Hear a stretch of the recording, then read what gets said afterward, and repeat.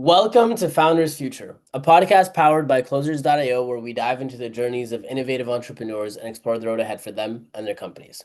I'm your host, Ammar, and in each episode, we uncover the stories behind impactful ventures, the challenges faced along the way, and the strategies driving their future growth. Today, we are joined by Gabby Florentino, the founder of Nest Earth, a consultancy and a community at the intersection of sustainability, wellness, and impact investment.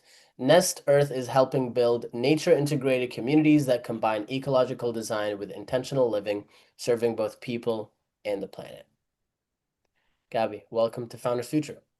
Thank you so much for having me, Ammar. I'm super excited to dive in. I always like to start from the beginning and go on a journey with the listeners. So take us back to before you started Nest Earth. What were you doing at that time? And then what was really the motivation behind starting the company? Before Nest Earth, I was doing architecture and urban design, and I'm lead a piece. I've always been passionate about designing healthier, more sustainable spaces.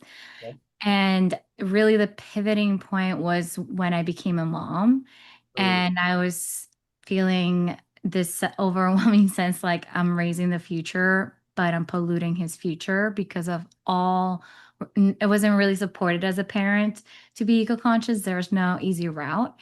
And I wanted to apply everything that I've learned into how to create something more for parents. And now it has slowly expanded to like how to really create those healthy homes and support them as families. And that's mm, where the community comes into play. So that's really where I was before, like even Nest Earth was born. It was just out of when my son was born, and I started to see the struggles mm. and how to reapply that in a way that creates a healthier future for them, really. Yeah, definitely. So you were eco-conscious and you thought of that obviously when you had your son. What made you decide to start a consultancy and a community around that? So I guess because the consultancy really started with the homes, and it now has started to slowly go into also every place that supports families. So whether it's a small business or the schools themselves, Mm, and really the communities, how everything started. So that's the baby of it all, because I wanted to make being eco-conscious accessible to families.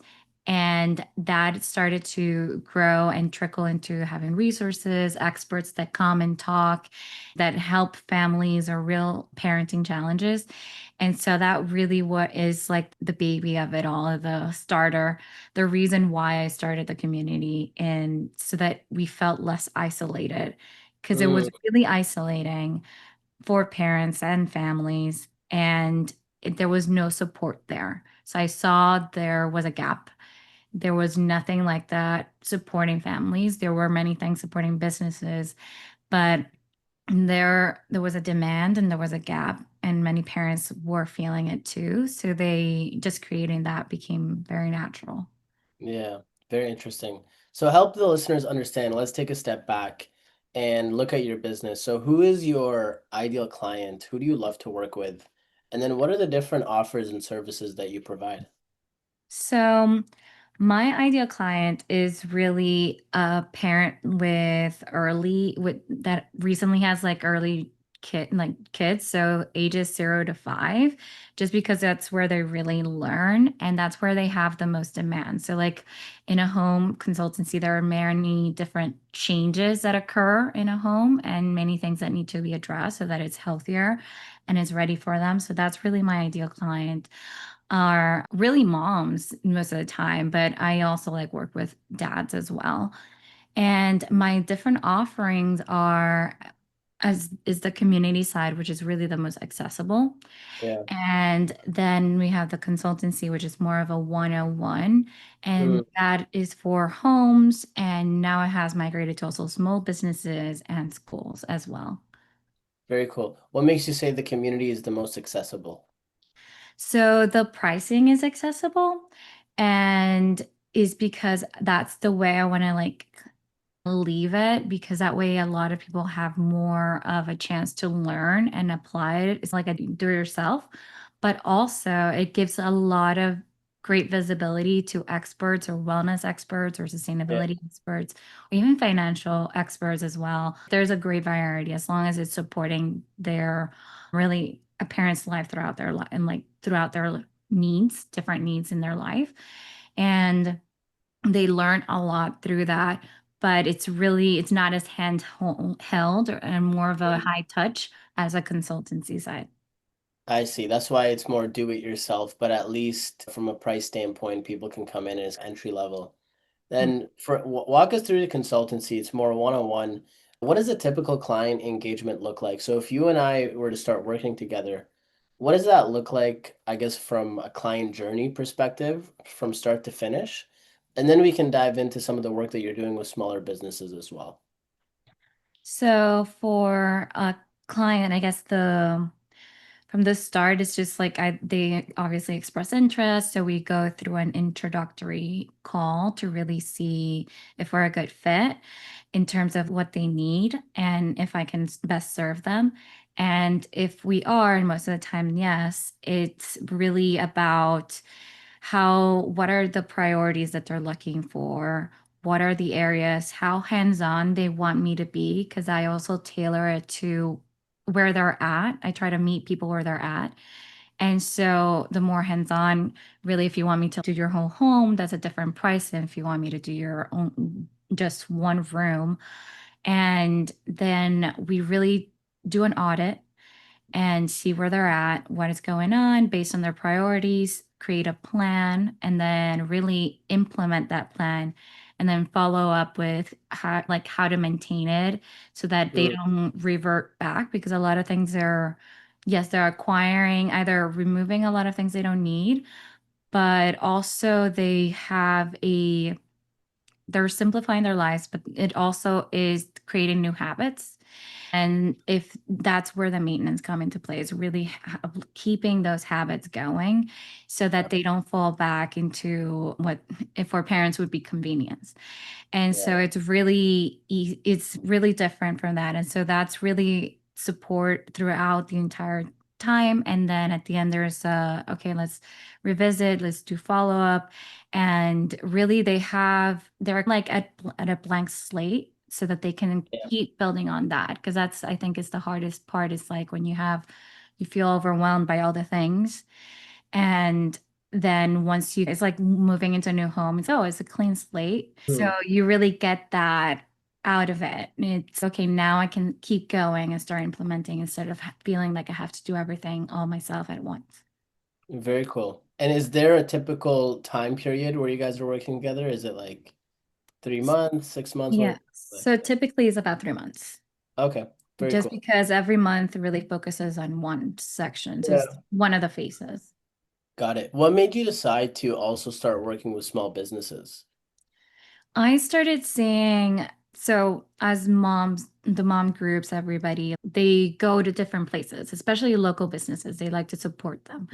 So I started to see it more of other ways to support them, but Mm, also those smaller businesses because they didn't have the knowledge or tools behind okay, they saw sustainability as this high price tag. Like, I can't implement this. But in reality, they save so much more money and they find new ways of revenues that are mm, more creative and create customer loyalty. Sorry.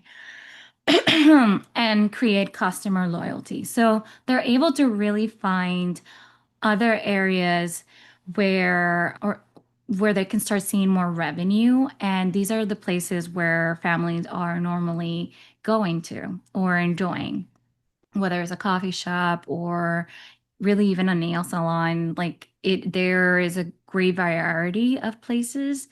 And I started to see the opportunity and the biggest difference that they can be making for their business and the jumps that they can be doing just by applying simple practices and creating that customer loyalty through it really generated so much more revenue for them in a way that they didn't know. And it was best for the customers that are consuming these products, or it was also good for them in terms of their business goals and revenue, and as well for the planet, obviously. So it was a win-win, and I saw the opportunity and I really wanted to start expanding. Got it.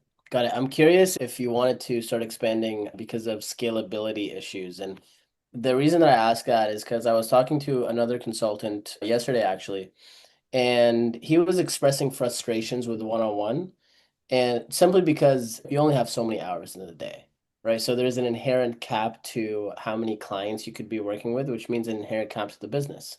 So I'm Right. curious for you, when you think about scalability when it comes to your model, what is your perspective on that? What are you doing to navigate that?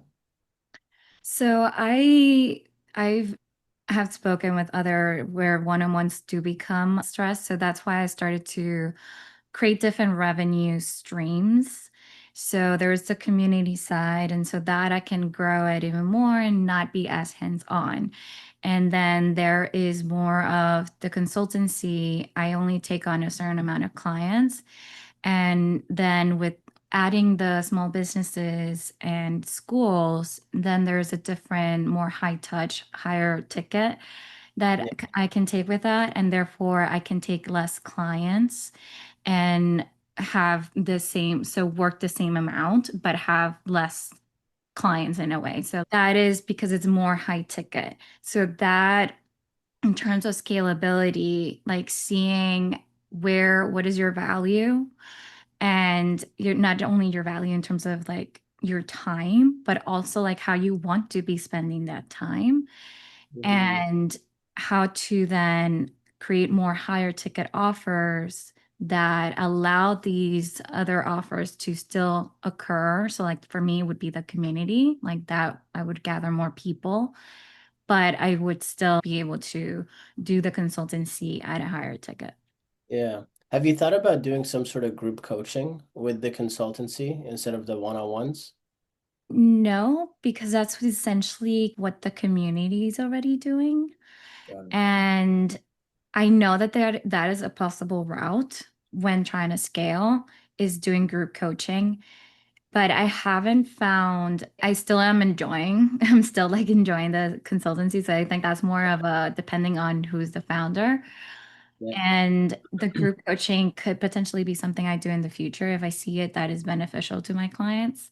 Yeah. But right now, I feel the community is already doing that because it does have two sides. It has the parent side and then it has the expert side. Got And it. so they're able to like network within themselves and be able to create collaborations and good like Yeah. events and learnings from that. Very cool. Now, what does your lead generation process look like? So for you to acquire more clients and bring on more customers to the community or to the consultancy, what does that look like?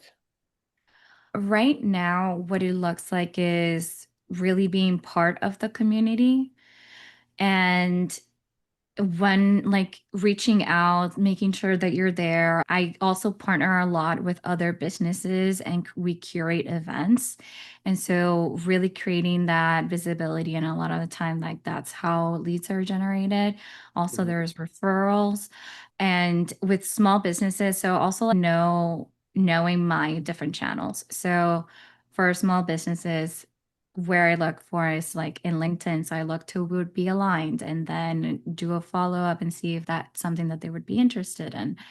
If it's a parent, that would be a little bit more different.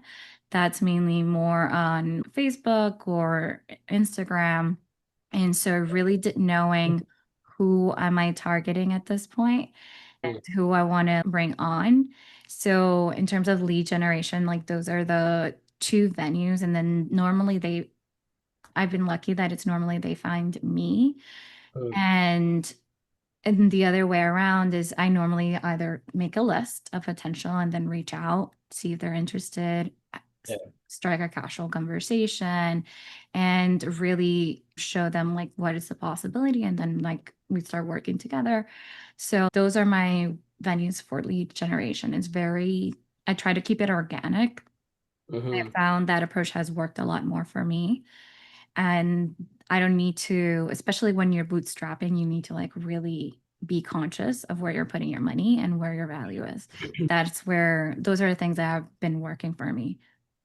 Very cool. Yeah, I appreciate you sharing that because something we talk about a lot in this podcast is the importance of having a predictable lead generation machine, especially when you have a consultancy. Because a lot of times when you're starting out, 80% of business is sales and marketing, and 20% is the actual fulfillment client engagement side. And so you obviously the product needs to be great, don't get me wrong, but a lot of it is revenue generating activities, right? How can we bring in more people? So when you think about building predictability when it comes to lead flow, which is obviously very important, what is your perspective on that? Is there anything specific that you're putting in place to build more predictability? Anything I'm building in place. So right now, I think really curating those funnels, like not just making it once and forgetting about it, is right, really iterating it each Mhm. time, seeing what works, what doesn't. So that I think for me has been one of the ways to automate it and go from what is the journey that they're going through from the moment there is either a call to action or we have an initial engagement, like what is that journey and curating that. So that would be like those different funnels. Got it. And that helps to for me to be less hands-on all the time because now I'm seeing, okay, how really reading the data and like seeing how is this converting? How many people did go to here? A lot of the times, especially when hosting an event or virtual event that is free for them to gather, like that's easier to see that data and that conversion. So really automating for me, especially as a parent, like I've tried to automate a lot of the things. And I think like that has been one of the best ways to be a little less hands on and more be able to understand the overview of the business and how things are working. Yeah, very interesting. When you think about the next 6 to 12 months and your vision, what you want to accomplish, what are your top priorities? What are your key goals that you're going after when it comes to growing this even further? So in my next 6 to 12 months, it's so funny because I just talked to my marketing person for that.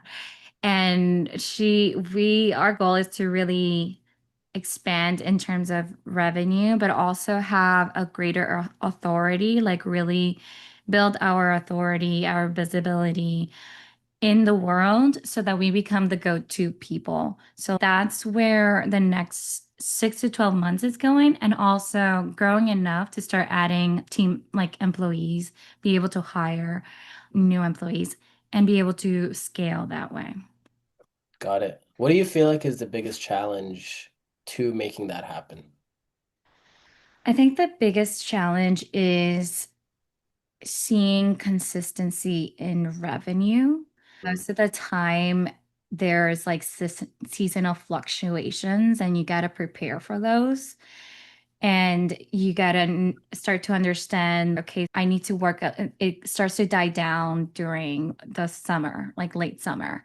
So, how can I build for that early in the quarter? In Q1 to be able to account for that in case that happens. Like there are fluctuations with, especially with consultancies, because it is people.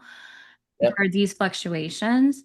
So really being able to account for that Yeah. and know what are those revenue goals and that you need to be hitting in when is high season, let's put it that way, and when it's not. Yeah. That makes a lot of sense. Do you think that comes down to more lead flow as well or higher conversion when it comes to sales, or what do you think the key there is? I think it's capacity. And that's where there is a point where I'm going to have to decide it's okay, I know this is my capacity. When do I bring somebody on? Yeah. Then be able to have a larger capacity. Yeah. Very cool. Are there any specific revenue goals you're comfortable sharing? So I guess there are specific revenue goals is we want to be able to consistently start seeing 20 plus K months on Yeah. a consistency basis from like different aspects. And that's where that expanding to beyond just home consultancy is going to start to help and actually start to grow so that it's more than 20K and it goes higher than that. Yeah. Very cool. And that's where the B2B side comes in Right. with the businesses. Yeah, I like that. Now, let me ask you this. If you could go back in time, or I guess a better way of asking this is if you're talking to new entrepreneurs in 2025 and you could give them a piece of advice that you wish you knew when you were first starting off, what would that be? I think it's one that somebody told me and I never believed it until I actually started doing it. And it's pretty much like start before you're ready and just gain clarity from action. That's how clarity will come to you is from taking action. Mm, And you're not, because the reality is you're never going to be ready. There's something off. There's yeah. something that is not going to be right. Just put it out there and just really clarity is coming from that, from Mhm. taking action and seeing what works, what doesn't work. And obviously being open to feedback. And if you have to tweak an offer or anything, or like revamp your offer suite, don't be afraid to do it. It's just going to Yeah. help you in the end, Yeah. rather than being stuck by fear to not to do it. Yeah. 100%. It's like the old adage of sell first and build later, where it's hard to wrap your head around that concept until you actually get started in business, but it's very important. What's the best way for people to reach out to you? I guess the best way is through my Instagram. I'm always like on DMs. So at Nest Earth Co. And through my website, like you will find like in the newsletter, I answer to every email. If you Yeah, send me an email or reply back, like I always answer there. And you can always find me on LinkedIn at Gabriella Fiorentino. And yes, I think those are the best ways. awesome.